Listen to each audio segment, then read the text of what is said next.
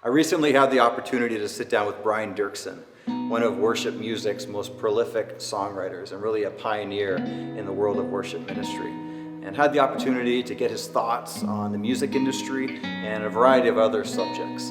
It's good timing too, because 'tis the season for Christmas music, and he's recently released his very first Christmas album called The Heart of Christmas, and it's available wherever you purchase your music. Here's my interview with Brian.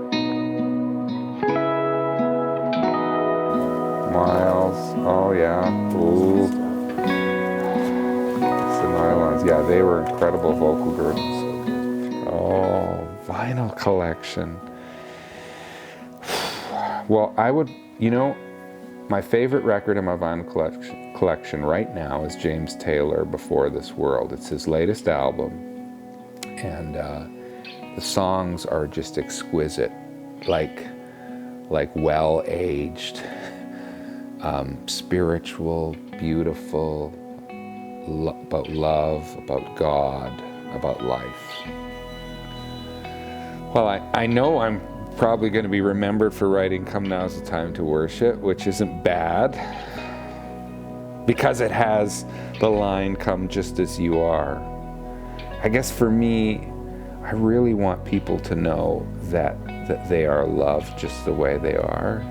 So, yeah, I guess I'll say come now's the time. Always. I'm an introvert. I'm shy.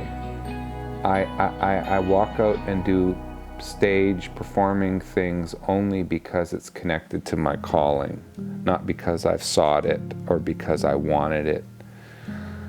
Terrified me when I was younger, and I would say that has calmed. I'm not terrified, but every single time I do it, I have these butterflies in my stomach, and I'm always trying to have one ear tuned to my Father in heaven, saying, is there anything you want me to adjust? What are you saying today? What can I give to feed these people, because they're hungry, and they're not hungry for me, they're hungry for you.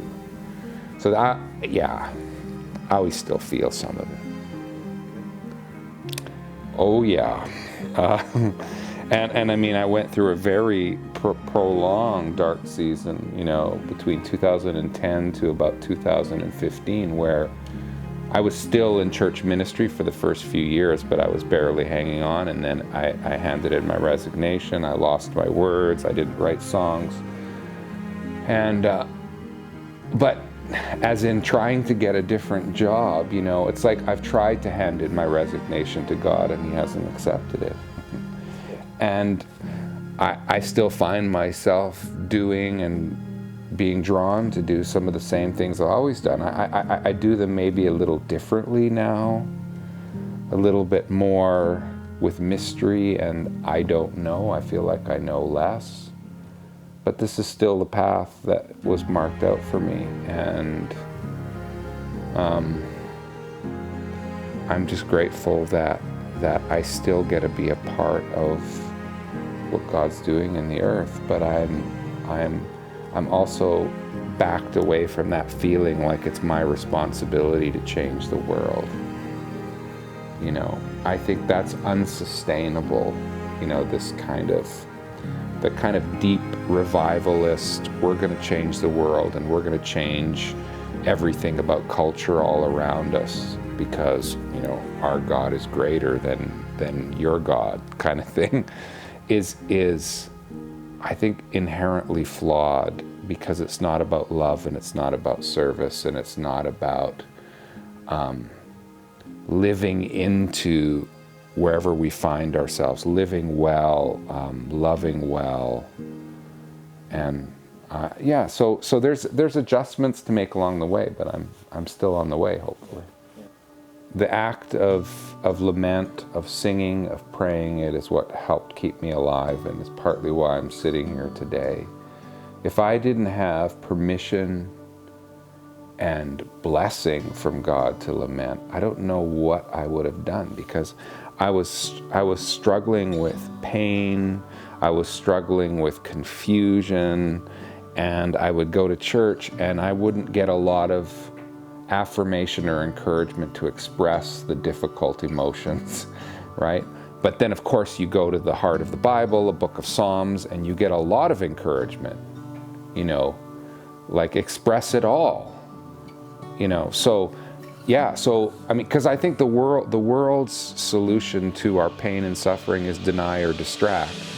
And the biblical solution is lament, is actually be truthful and say, this really hurts.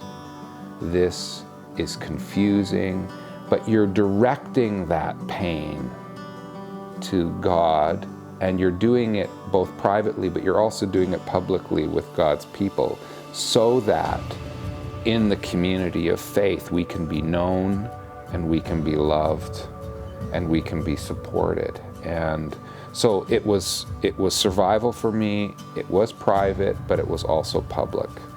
And I think the Psalms helped me, singing some Psalms publicly. How long, O Lord, will you forget me? Psalm 13, being able to have certain ancient words so that people could go, oh, okay, it's the Bible, we can sing this. But then it's also taking it to the next step and writing in the spirit of the Psalms and some laments. I'm in the middle of writing one right now, the honesty, but has the hope.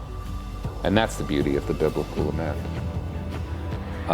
Letting those different voices be heard, from the children to the grandparents to everybody in between, is so vital. And it's one of the things that's distinct about the gathering of the people of God, is you can go to a concert and hear your favorite artist, and you'll likely have a whole bunch of like-minded, like-aged people in the room based on the musical style and that artist. But when you get together for worship as the family of God, it really should be like an extended family, where it's not just about one generation.